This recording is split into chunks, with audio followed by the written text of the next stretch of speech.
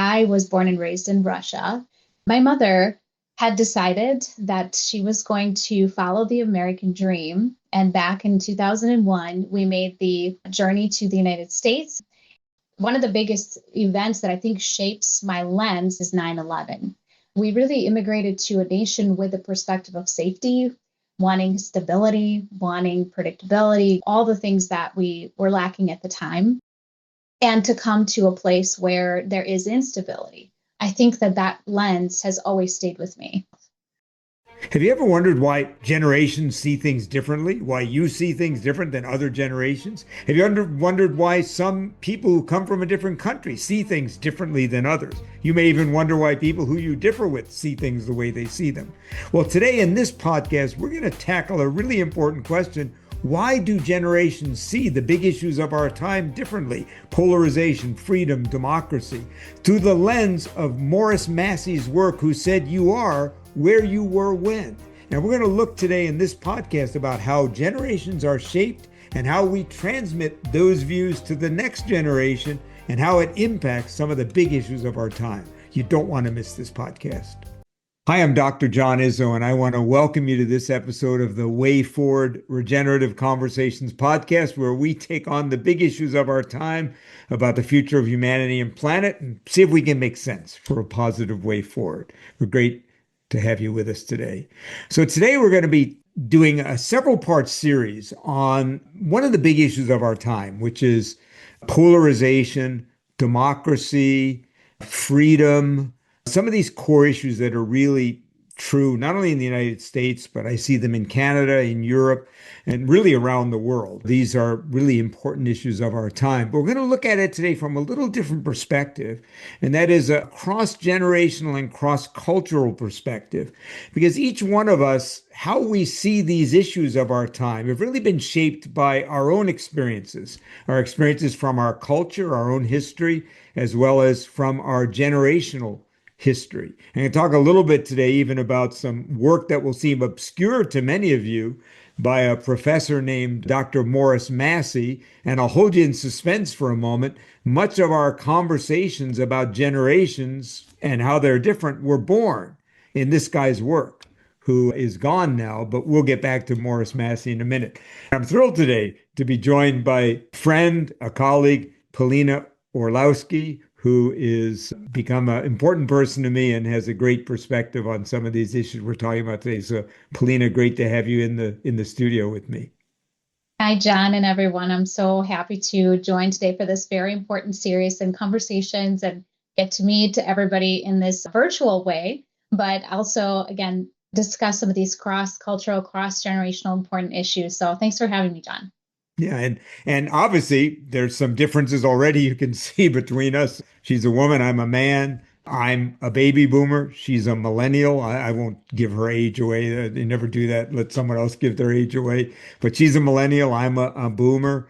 And also, she was born in her early childhood in a different country. I, on the other hand, spent my entire childhood and early adolescence in the United States. So we'll hold again in suspense for a moment where she journeyed from, because I think you'll find it really interesting. So we're going to talk a little bit today about these generational differences and how we see these issues of our time. But I want to talk for a moment about a guy many of you may not have heard of, Dr. Massey, who is an American sociologist, author, and public speaker who became famous in the 1970s and 1980s for his groundbreaking work on human values. And his key concept was something that he called, you are where you were when. You are where you were when. And Massey's idea, which really predates almost all the conversations we have today about generational differences, Gen Z, millennials, Gen X, baby boomers, the greatest generation that came before the baby boomers, my parents, really came from Massey's work, who said there really were three periods in the development of our values. The first was the imprint period when, 0 to 7, we're kind of like sponges. We just adopt the values and ideas of our parents. Second, the modeling period where we kind of look outside of our home, our heroes, whether sports or music or movie stars or just people in our lives, our teachers, and we begin to shape around that. But then finally, this period from 14 to 20 that Massey called the socialization period, in which the individual heavily starts to interact with the larger society and the issues of the society of the day. And what he suggested was that that period from about 14 to about 22 to 25 was the period of an imprint on how you see society that never leaves you. And this idea has really stood the test of time in that we now see, as the generations have aged, that we are, in fact, to some extent, who we were when or where we were when. So we're going to use Massey's as kind of a lens to think about that. So, Polina, I want to start with you. Can you share a moment from your childhood, maybe from your adolescence, that you think maybe shaped how you see some of these issues in society? Yeah, so the secret will be out that I was born and raised in Russia, in St. Petersburg. It's a beautiful city. And my childhood was really toggled between two places, one in Belarus, where every summer I spent it with my grandparents, and they really were my surrogate parents during that time. And then the rest of the remaining time in the city of St. Petersburg. And so my mother had decided that she was going to follow the American dream. And back in 2001, we made the journey to the United States and in the kind of in the Midwest area and decided to settle in to seek that dream. And when we talk about really impactful memories, and I was 13 at the time, and talk about probably the worst time to change a huge setting, being in middle school, a lot of fragile relationships, a lot of self building that goes on during that time. One of the biggest events that I think shapes my lens, not only from an immigrant perspective, but really now as a citizen of the United States, is 9/11. I remember it very vividly. I was sitting in English class, and our principal had ran into the classroom and turned on the television, and we watched the towers smoking and then unfortunately going down. And I remember being shaken up by the experience from a perspective that we really immigrated to a nation with a perspective of safety, wanting stability, wanting predictability, all the things that we were lacking at the time, and to come to a place where there is instability. This really large event that required a massive healthcare response and first response, taking care of individuals, many passing, the trauma that followed, security concerns that are international in nature, and a lot of discussions at the kitchen table with their families. I think that that lens has always stayed with me, and I look through that now as a even through parenting or being a healthcare provider myself. Now I feel like that's really the big imprinting event. See, now you gave away your age a little bit because my oldest daughter was, I think, 14 when 9/11 happened, but I haven't given her age away yet. Well, no, I just did. But anyway, so did you. But anyway, Yeah. the interesting thing is hopefully we're over this idea that we can't say how old we are. Like I have Oh, 90-year-old friends, they proudly say, I'm 90, 90 and a half. And my friends, 90 and a half. But, one of the interesting things, I want to go back to you talked about 9/11, a big imprint moment for millennials, right? Probably the first big world event that happened in that period that Massey talks about. I'm curious, what do you remember about, you were pretty young when you left Russia, but what do you remember from a democracy or freedom? That was an interesting time in Russia too, right? And by the way, sorry you had to leave at that time. Having two daughters myself, it is about the worst time you would want to make that transition because all these other things are going on. But tell me a little bit about what you remember about Russia from a perspective of freedom, democracy, or society in terms of what was happening at that time when you were old enough to remember Russia then. yeah. And this is very interesting, John, because when I came to the United States, I had a from my peers about my experience in Russia. Like, have you ever seen a cow before? Is the grass the same green? And you'd think it's funny, but it's true. These were the questions of the time. But what I remember when we talk about sort of democracy or the perception perhaps of Russia was very restricted, that we had a lot of order, maybe a lot more police or military presence, a lot more strict that we had to follow, all of these, pieces. And what I had to say back, one is actually, I remember my childhood for the most part being very good. in a structured manner. We were not a rich family. We had low means. My mom was a single mom for most of my childhood, and we still were able to do things like arts. I could do dance classes and I played piano. I went to art school. I had opportunities that were equal to my peers, and that was surprising to my peers here. Now there were restrictions to what you're maybe alluding to in democracy, and I never got to experience the process of voting and or input as an adult in Russia.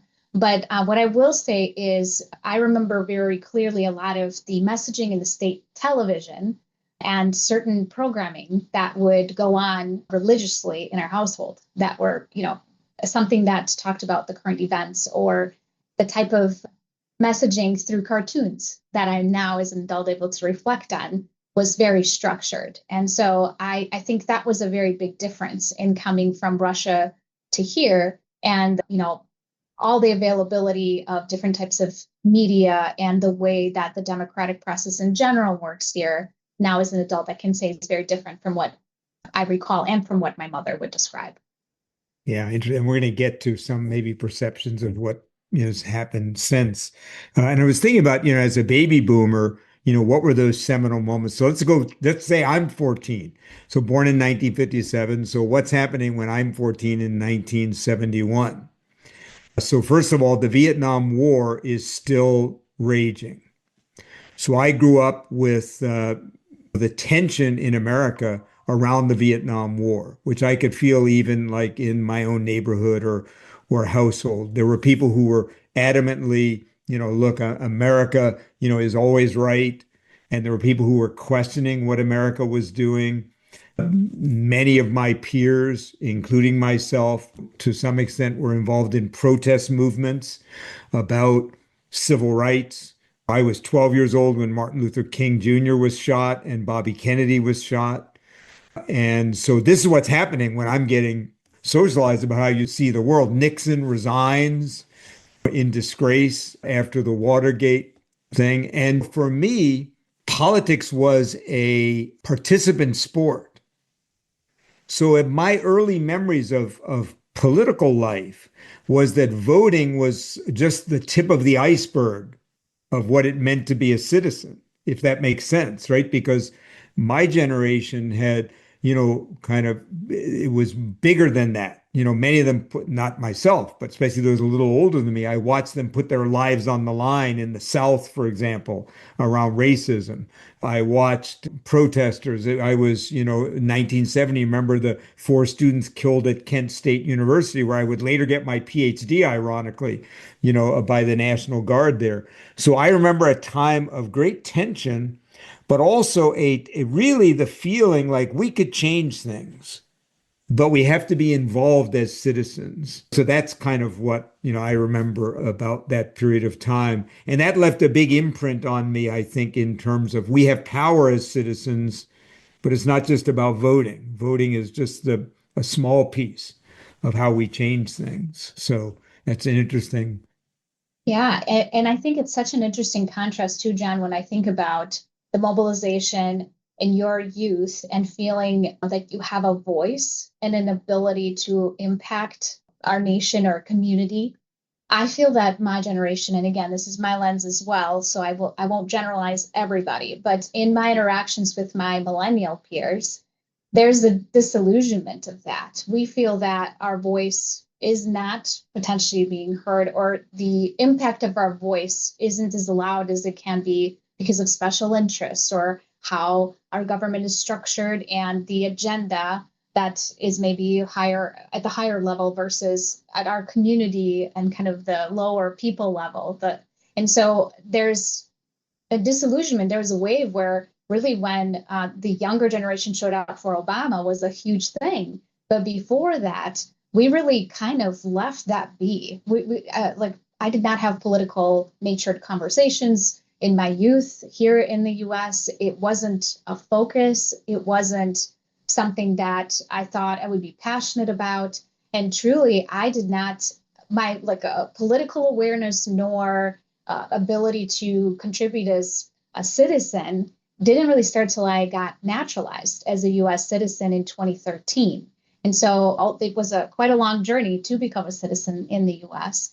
And once I did, I really started to feel that ownership for the first time. And I felt that those that would take it for granted to vote or cast a vote in their ability to weigh in on an issue were having a missed opportunity. And I thought that as compared to my peers in Russia at the time, and the feeling, in our mid 20s, or the friends I had in the mid 20s in Russia, they really felt the voice was not going to matter at all. And they felt handicapped by this, really chained down to the trajectory that the government had had at the time. And so, in that contrast, here in the US, I felt that it was my duty that I had to cast my vote, that I had to make it known, and that the opportunity given to me here was not one I was going to miss. And so, that's really 2013 was when I first really had this awakening, if you will, where I started paying attention to these types of issues.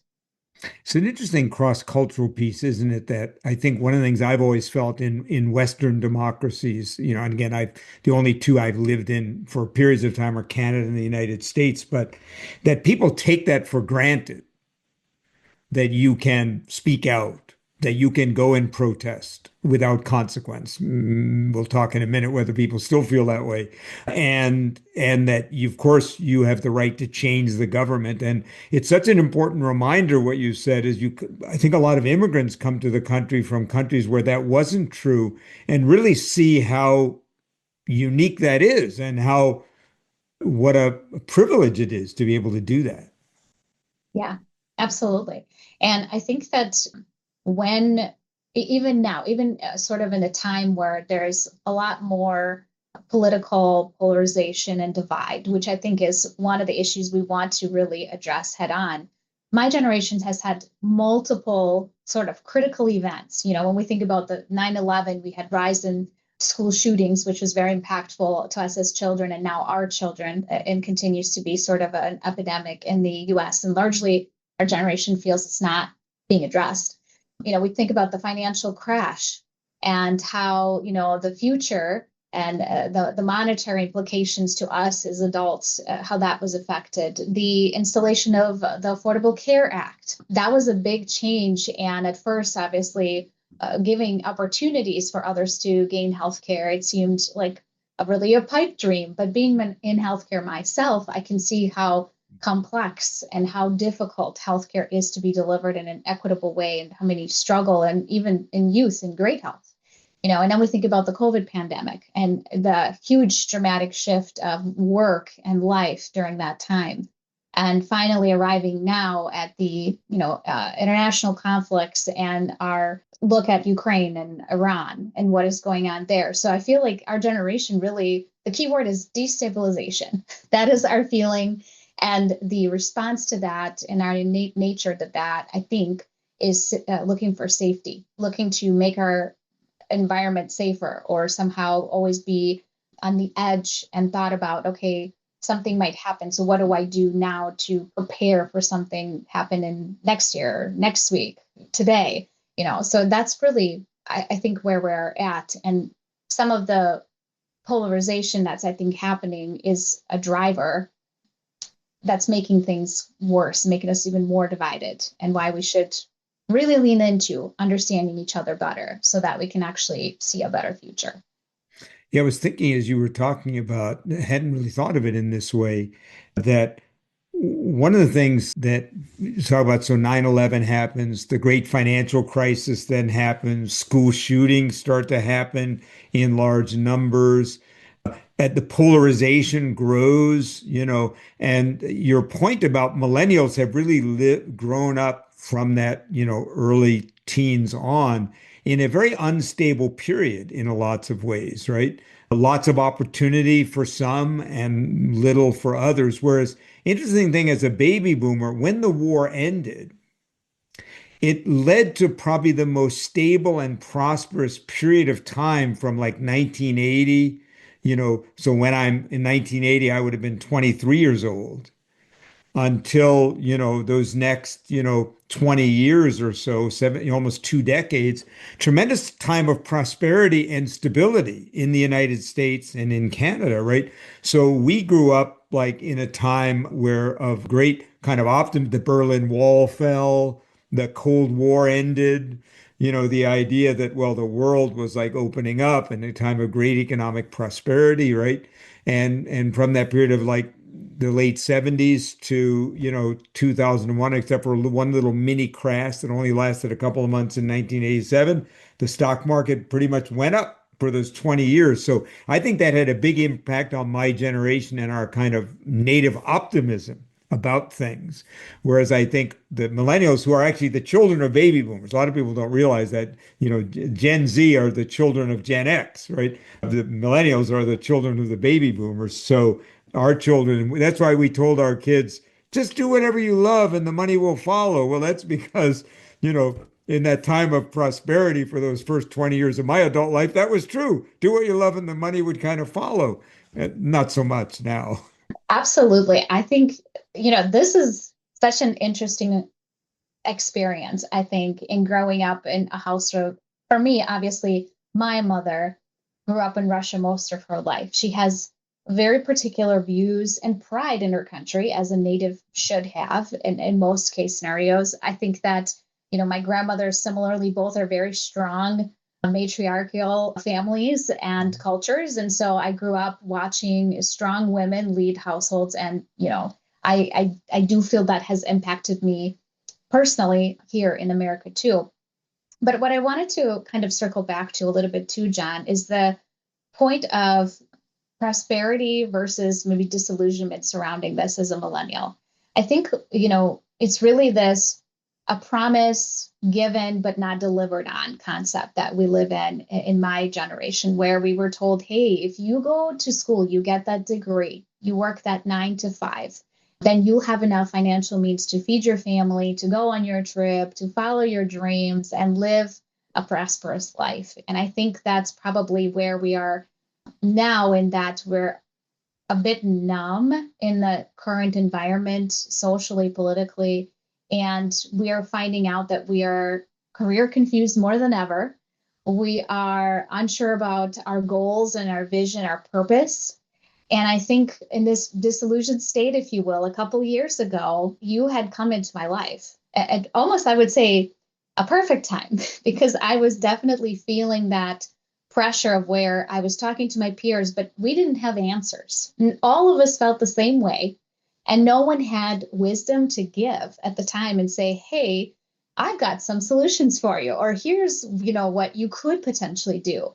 And this is where I started to feel like I really need a mentor in my life. I really need somebody to help me, guide me out of, this numbness or this career confusion, or just looking at life in a different perspective from their own lived experience. And so I think, again, that was kind of right when you had come into my life, serendipitously or by design, for whoever believes in whatever philosophy. But so I'm very happy that occurred at the very right time.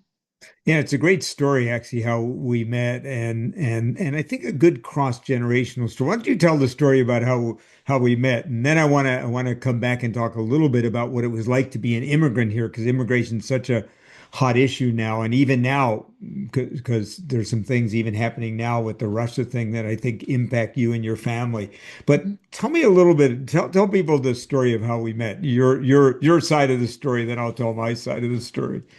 I will, absolutely. So in 2014, in August, so it's going to be almost 2 years. 2024, not 2024, not 2014. 2014. Thank you. Yeah, 2024 on August. So coming up to 2 years, we had a large leadership retreat for my healthcare organization, where we usually do, thought leadership exercises, looking at vision, mission of what we're doing and planning for the next fiscal year. You had come on as one of our guest speakers, or really the main guest speaker, surrounding your book, Stepping Up, and looking at responsibility and how taking responsibility in our organizations, from a bottom up approach, can improve how an organization is run and how leaders in general grow their staff and overall have great outcomes for the organization itself. And so it was very inspirational to have you. And I remember in particular, sitting at my table and listening to your story. And there were a few moments where I just really connected to the messages of wisdom, and that we do not have to, kind of get old to get wise perspectives, especially when you talked about your experience with your grandfather. And I really loved a story about really what I would coin as it's all in the rowing, where you were out on the lake and rowing with your grandfather. And it was a story really about that. The destination was not really the point. And when you got there, it was just a brief moment that you stayed, but it's really a journey to get there. And so it's all in the rowing. And it really struck me in the moment to say, gosh, I just can't keep thinking like, well, what do I do in 5 years? What do I do in 10 years? Like, where am I going to be when I grow up? Which is a perpetual question, I think. But I really have to start paying attention to now, to the daily, to the things I'm doing all the time, and make those little changes or gain nuggets of wisdom now so that I can, one, have a better life, a better marriage, a better career, but also raise my children in a way that they can gain from that experience too.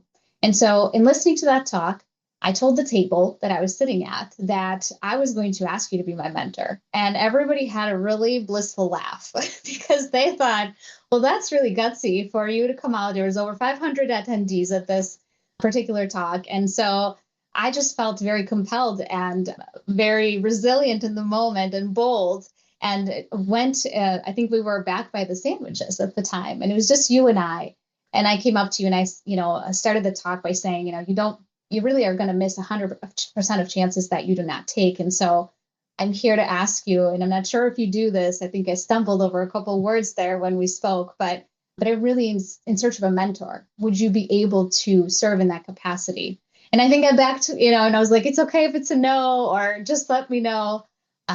But you were very quick to say, why don't we see where this could go? Absolutely. I'll give you the number of my assistant. Let's connect and see where this can go. And I think that was just such a validating moment for me to say, one, like, you followed what you thought you needed in the moment. Two, I think this is a great decision where you can tap into generational knowledge wealth and learn something. And, from a person who's really well known and who's done a lot of amazing things out in the community and organizations. And so that's my side of the story. I was extremely nervous then.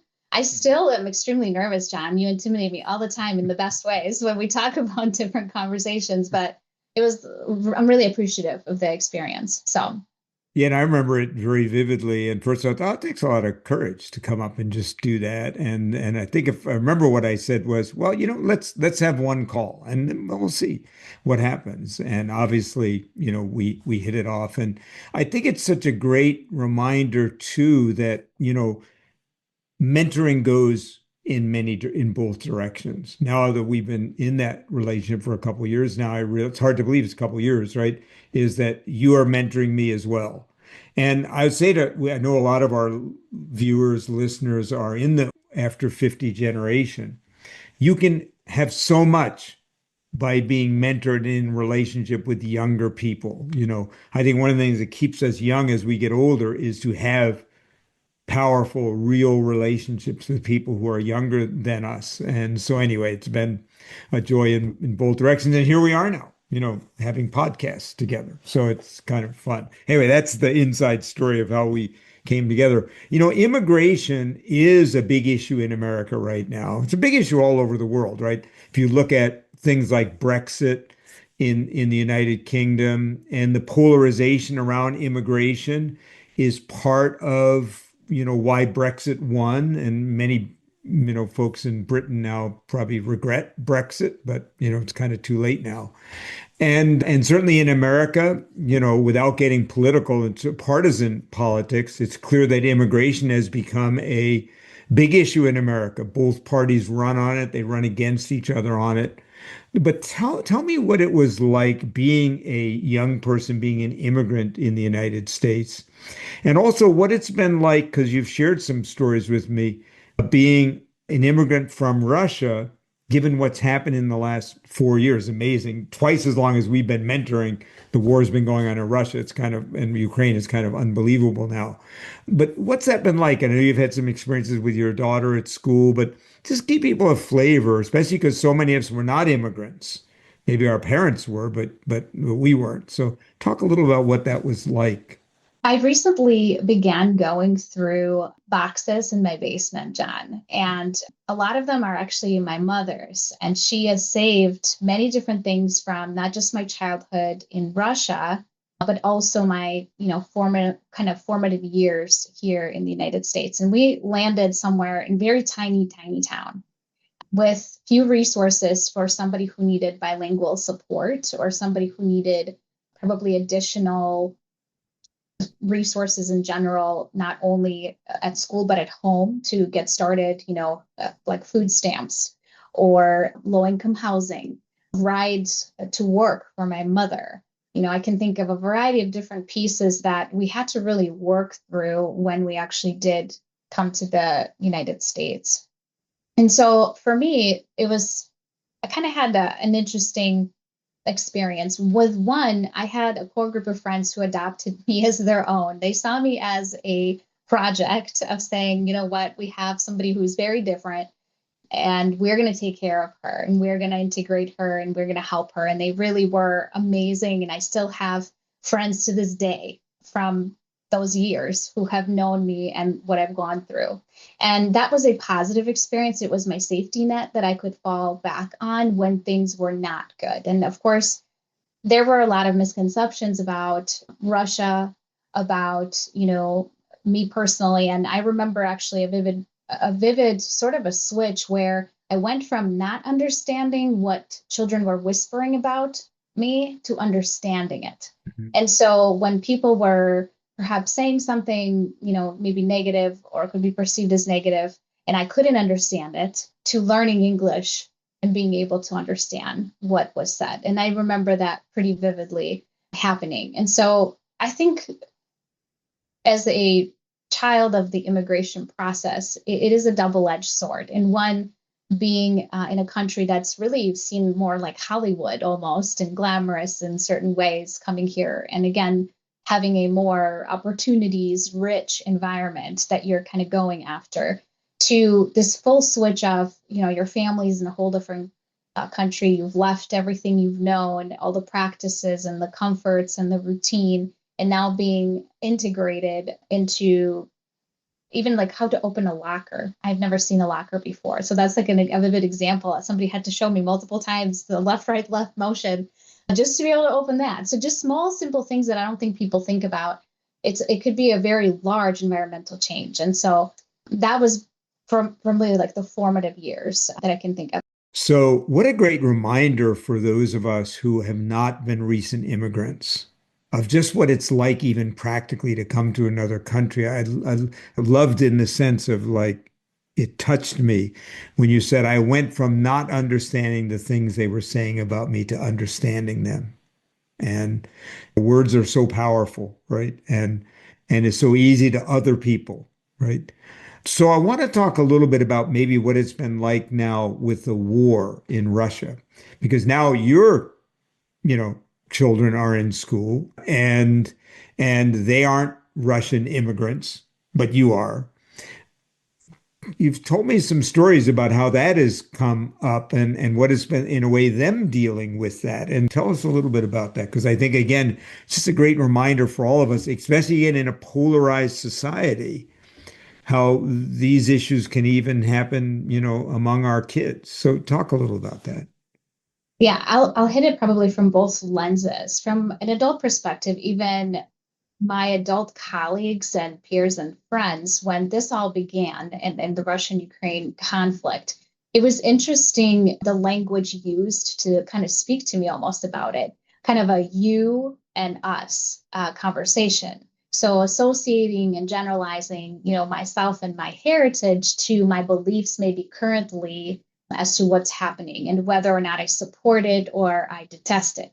And it was interesting to have those conversations. They would say like, well, this do you and your people, or does the people of Russia and yourself, like, or how do you guys think about that. And it's so interesting because one, I've been removed very largely from, Russia. I have only visited once since I've been 13, and that was back when I was around 19 years old. And so it's an interesting shift again as an immigrant to hear kind of like an us and them and that association. And so I kind of look at it similarly with my children because they've heard a lot of stories from their grandmother, obviously from myself, about the different experiences we had in Russia, from my grandmother, who's still living as well. She's 90. And so they do some video calls together and they get to hear a little bit about that, though I translate that communication between the two of them. But my children don't have the concept of being Russian, yet they understand what I went through. And especially my oldest daughter, I have two. One is going to be 12 and one is going to be 9. So my oldest in middle school, especially, I've noticed her really starting to make connections between the differences and similarities in cultures and the ways, I maybe view things because I am Russian. And when her peers are watching the news, which they do for social studies, and Russia, for example, will come up, I think she kind of has an interesting perspective. She doesn't know quite how to feel because she doesn't identify with being Russian herself. She knows what her mom as a Russian citizen and a Russian individual is like in her experience. But there's a lot of negativity around what the Russian perception as the people versus the government is doing, and negative feeling towards them invading Ukraine and them taking something from a smaller nation. And so she's come into situations where there's negative comments and talks about Russians as a people, again, that generalization, and her feeling, what she said, guilty inside to hear that, and sometimes not being able to stand up for herself in those moments. And so I think it puts her at a very divisive place as a child, where who do you support? And that peer pressure, right? When we think about development too, must be really high, where you want to fit in. And as an immigrant, when you come here, that's your goal. Don't stand out. Fit in as much as you can. What do I do so that I don't stand out? And then, but also having that moral north to say, like, I know my mom, I know my family, like, I know that she's not like these people, or she's not there in Russia fighting on the front lines, taking over Ukraine, which I think, again, is like this generalization perspective. So it's been definitely interesting to watch, and it does hurt the heart to hear the divisiveness be so young at this very, very, middle school age. Yeah, that's fascinating. Thank you for being vulnerable and sharing that story. I hope you're enjoying this conversation about generational imprints and generational differences and polarization. And we'll get back to it in just a moment. But I want to take the moment to thank you for being a part of our community and being a viewer and listener of our podcast. And I'd like to ask you directly to subscribe on whatever platform you're on so that you won't miss another episode coming forward. I'd like to encourage you to make a comment on each of those platforms. It helps us, and it also brings the conversation so all of us can come into it. I want to encourage you to go to our website, wayforwardpodcast.com. That's wayforwardpodcast.com to see all the previous episodes and be a part of our community. And go to our link tree, which you'll see in the show notes, and you'll find out all the information you need and even how you can buy us a coffee, at least a virtual one, to help support this program. So let's get back to the conversation, but thanks for being part of our community. Please subscribe, please comment, please share this, and we'd love to hear from you. Let's kind of go up to 30,000 foot view for a minute here and talk about maybe not so much a generational perspective, maybe just our different perspectives on what's happening now in America around polarization. To me, I grew up, this is again, maybe an interesting generational difference. I remember there's always been partisan politics in America, right? I grew up in a strongly moderate Republican household that later became a moderately Democratic household, right? That's kind of, and what's interesting to me is I remember polarization, but we could talk about issues. We would have conversations. We all knew people who were Republicans, and our friend networks were filled with people who were from both parties. Most of the people I knew occasionally voted for another party. And there certainly was little of that villainization of the other party. It was like, well, I disagree with them, but like they're not evil. And of course the media landscape was very different. It was pre-social media.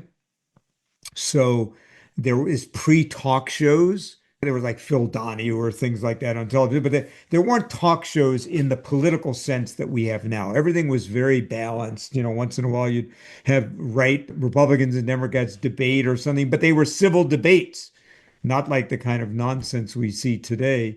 And I'm wondering what your experience. So that's my mem. I remember a time when we had our differences, but we had friendship networks that were across parties where it was frequently people were married to people who had different views. There's people now who say, I won't even marry someone who has a different like political view, than I do. So I'm curious how you saw that. So that's my memory is like it wasn't polarized and now it's like crazy polarized. Do you even remember a time when we weren't polarized in America since the time you were old enough to be thinking about that?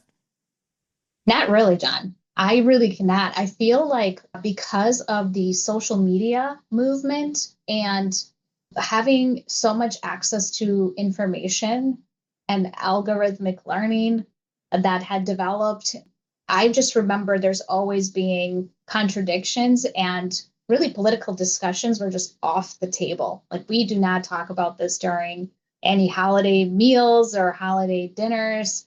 That's just going to bring on, an upset grandpa or a mad aunt. And so we just stay away from that and stay to safe topics like recitals and the kids' activities and things that feel safer. Or I was just recently at a graduation party, and one of my peers who I went to school with was like, "Well, I just know how to handle the uncle. Like, we don't talk about that. Like, they believe this, but we just handle it," is the words that they used.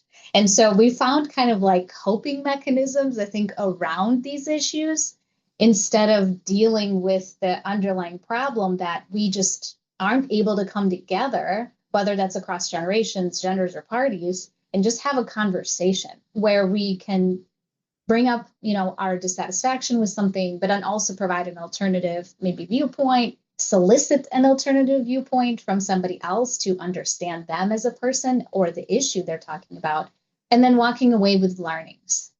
Just having a neutral level conversation. I'm not saying we can't be passionate about something, but certainly, having that passion turn into anger and or resentment and or where you just shut down and say, like, this is not something we can talk about at all. So that's really where I think my recollection is, and why I also have become more and more interested in policy and social issues and looking at how do we make this better, because not talking about it is not working. And we have a podcast coming up where you and I had a conversation with Monica Guzman, who wrote a book with the title I've never thought of it that way. Never thought of that. How to have fearlessly courageous conversations in dangerously divided times. So we're going to be talking a lot about how do we have those conversations. But isn't that an interesting generational parallel? I remember a time where we had differences where the politicians had friendships across the aisle. And now there are very few friendships across the aisle. My insider friends in Washington say, there are a handful, whereas there used to be these folks were friends even if they disagreed. And it mirrors what's happened in some people blame the politicians. What I would say is the politicians are mirroring what's happened in the society. I'm not sure. So the politicians obviously share some of the, big part of the blame, but like it's a mirror. It's not like one way or the other. Like they're just mirroring. Like you said, we don't talk about it. They don't talk about it. We don't tend to have friends who disagree with us. They don't have friends who disagree with them, right? So it isn't a one-way thing. It's kind of, how have you handled it in your own, again, I'm kind of insulated, right? Because I feel like it's sad to say, like, I don't have a lot of friends who disagree with me now on some of these core issues. I almost wish I did. I feel like I should go out and find some, but it's hard now to find them.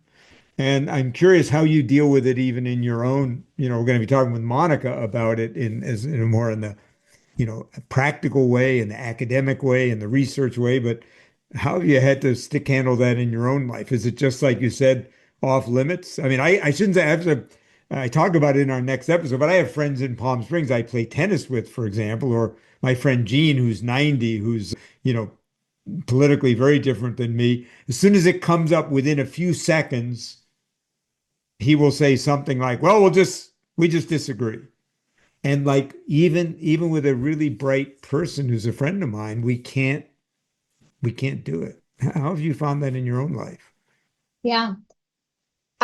Two ways. One is there's an avoidance piece depending on who it is. There is a feeling of not wanting to stir trouble, if you want to call it that, especially if it's a family member of your loved one, your husband or a best friend. And so you have to be ginger with that. But what I think I found as an outlet is I've started to get engaged with political groups or affiliated groups through, for example, my healthcare experience in organizations. So having a nurses capital or day in the Capitol and going to talk to my representatives and senators and meeting with nursing colleagues about health policy. And there are representatives and senators who are of both parties who I've talked to and had great conversations about reform, et cetera. And so getting engaged also inside my organization, they have a political and policy advocacy team. And so getting engaged through that venue and trying to understand what the different positions are. But again, I've stayed probably more so closely to the healthcare realm and exploring differences because I feel like I have something to contribute as a subject matter expert in the field. But if we talk about issues outside of that, like immigration, or looking at, even Roe versus Wade, looking at bodily autonomy, which I think is, huge, at least for me. Those issues, I tend to have, actually, my friends share opinions with me that are of similar nature. So I have fewer interactions in my personal life that contradict. And those that do, the conversation fizzles out. Like you said, it doesn't, as soon as you hit a threshold where somebody becomes uncomfortable or somebody becomes a feeling is of being questioned versus a conversation starts to happen, there's backtrack, let's switch the topic, let's move right along. So in some respects probably similar to your experience as well.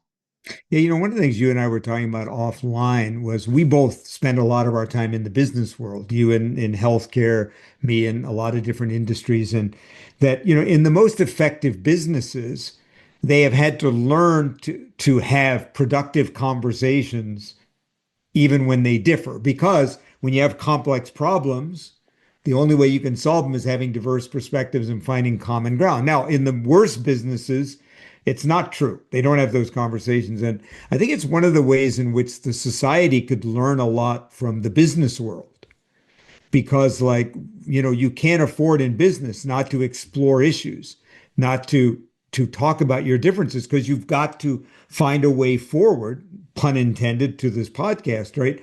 Whereas, like, in our society now, even with issues like Social Security or healthcare, right, which, I know you're very involved in the latter, is like we have to be able to have productive conversations to solve complex problems. So it seems like, oh, it's okay, we just won't talk about it. But what it means is in a polarized society, if we can't have productive conversations, just like in a business, it means we won't solve problems in a sustainable way. So the consequences of not have, just like in a business suffers if it can't have those, I think our whole society is suffering from our inability to do that.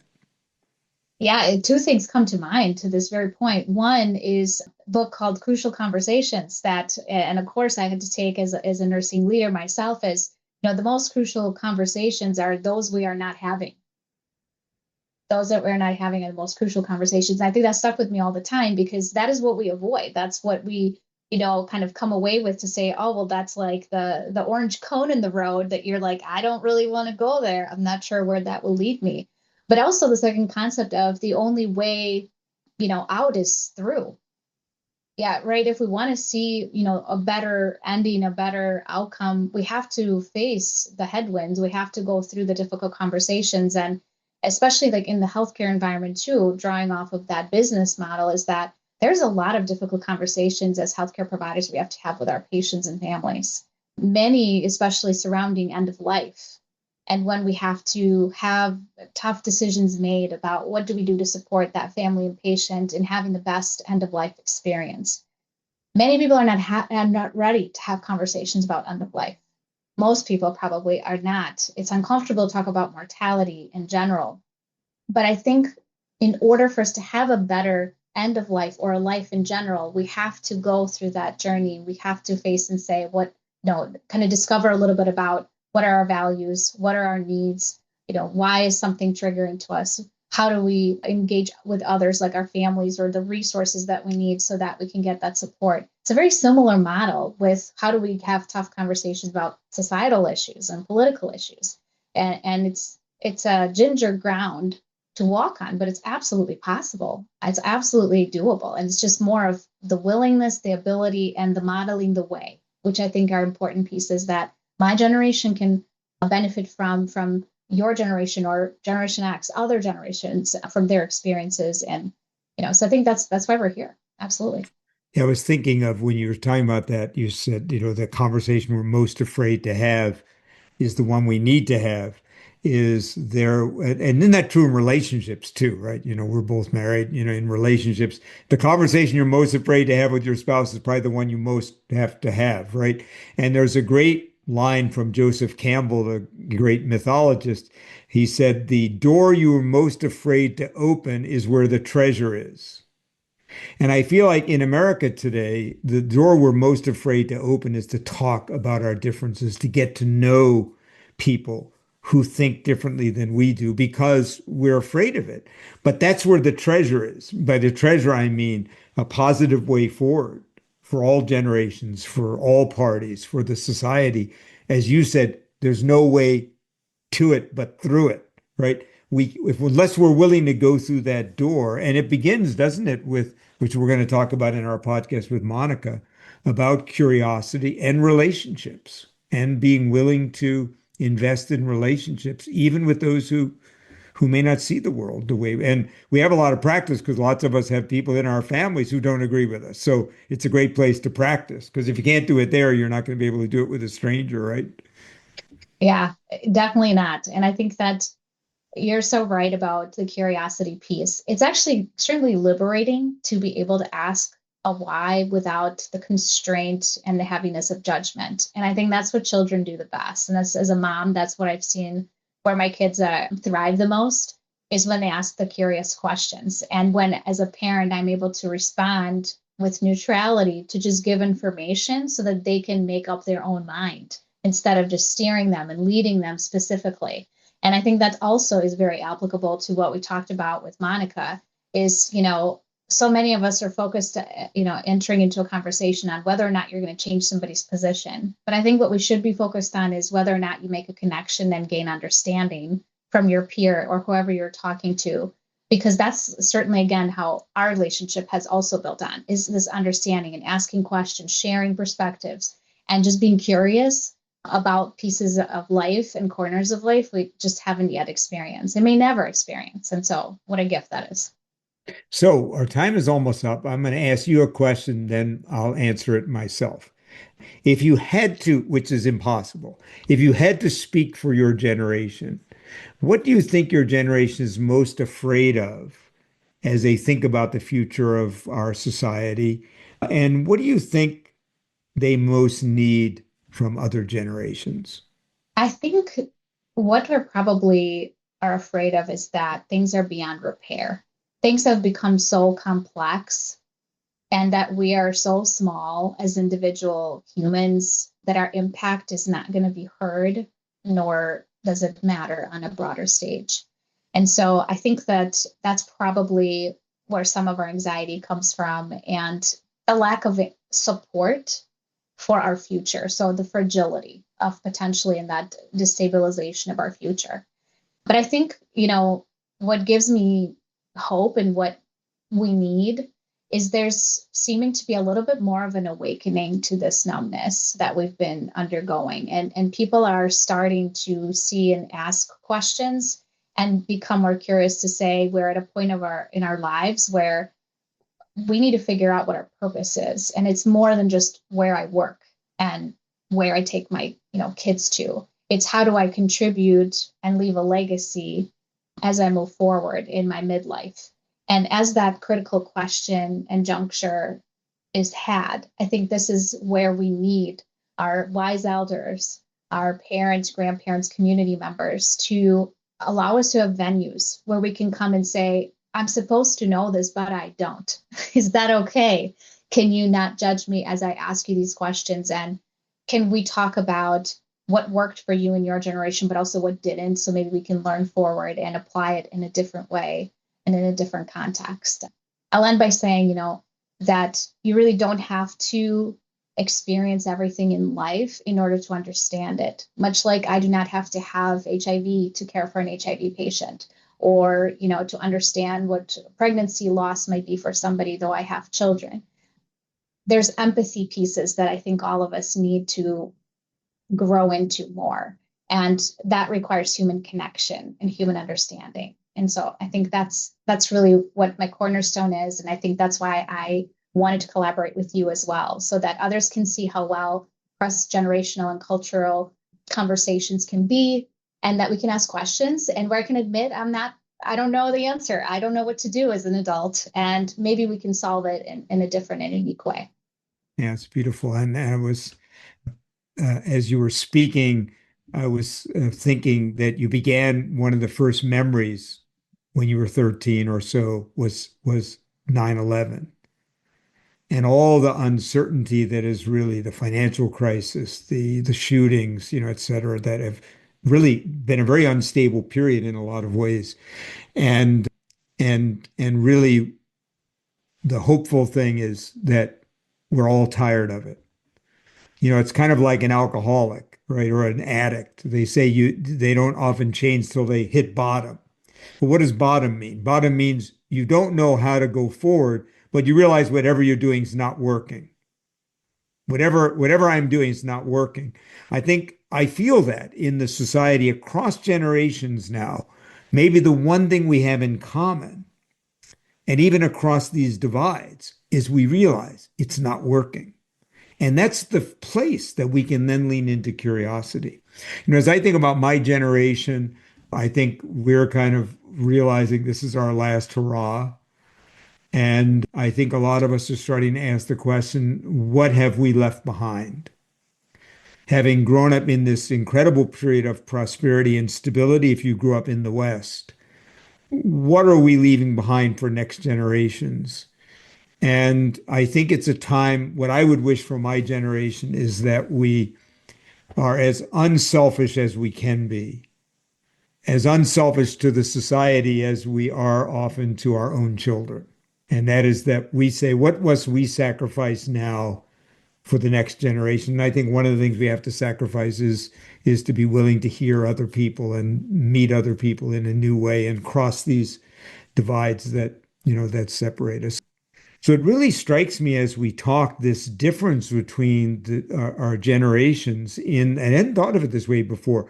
We had this period of instability where we stepped up and felt like we helped change things. The war ended, civil rights, improved, women's rights improved. And then we had this long 20-year period of relative stability and prosperity that followed. But your generation really imprinted with this insecurity, 9/11 and then, just things after another. And then you were talking about with me offline about, just your experience of your own kids in school and how that was different than how I grew up. Just talk about that for a moment because it really struck me. Yeah, I think that really describes, like you said, our maybe millennial existence as a whole.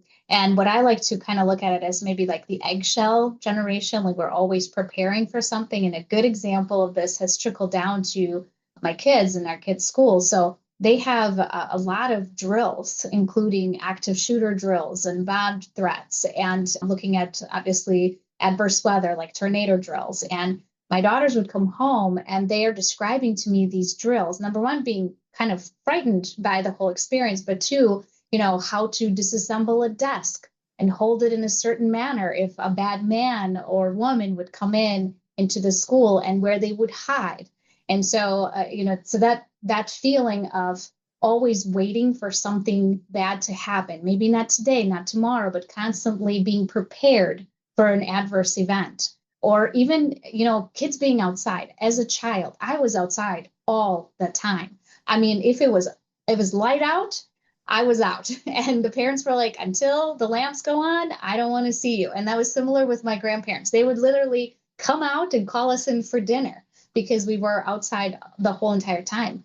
And that is so different with my generation, where even though you might have a beautiful cul-de-sac right outside your house, where you're surrounded by suburban families like yours, there's an innate anxiety of letting your young children just go out and play because there might be a van that's of nefarious nature going by, and they know about that. They know not to come up to strangers. They know if somebody calls them at a playground to come see something, that they can't go with them and that they need to alert a parent.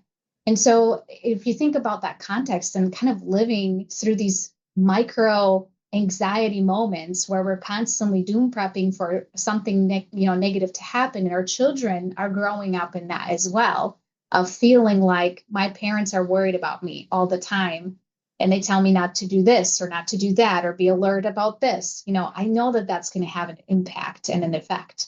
And so that is the context, really, and the difference like you're describing. And going back to Morris Massey's work, you are where you were when. We can't help but wonder with that's the imprint that adolescent kids are getting right now, doing active shooter drills in their schools, not feeling they can go outside and play. You have to wonder what imprint that will leave. According to Massey, that will last a lifetime to some extent. It will never go away. It might be muted, but it'll never go away. So thank you, Polina, and thank you, our audience, for being here today. And remember, the next podcast, we're going to have Monica Guzman on talking about how do we have these great conversations in these dangerously polarized times. And, what a great reminder today about how we've been shaped by the generational experiences that we had and how we can learn across generations. And maybe we need to transpose that. How can we learn from people generally who think differently than we are, who have different views than us, who may come from a different culture than we do? We have so much to learn if we'll only lean in with curiosity, which we'll be talking about in a deeper way on our next podcast. For now, thank you for joining us. And I'll remind you, as we always do at the end of this podcast, that history is not a destination waiting for us to arrive. What we will one day call history will be a result of what you and I and we collectively choose to do now, which will one day shape the arc of history. And we'll see you next time on The Way Forward. Thank you for joining us in this episode of the Way Forward Regenerative Conversations podcast. I'm Jim Burke, the producer. If you found this conversation as enlightening and motivating as we did, please subscribe to our podcast and YouTube channels. Your subscription helps us continue bringing these vital discussions to a broader audience. Don't forget to share this episode with your network, and let's work together to build a better world for all generations. Find us on YouTube, Apple Podcasts, Amazon, and now on Instagram and YouTube Shorts. Together, we can make a difference. We'd love to hear your feedback on today's episode and any suggestions you have for future guests. Please send your thoughts and recommendations to thewayforwardrc@gmail.com. Your input is invaluable in helping us shape the future of this podcast. Thank you for being part of the Way Forward community.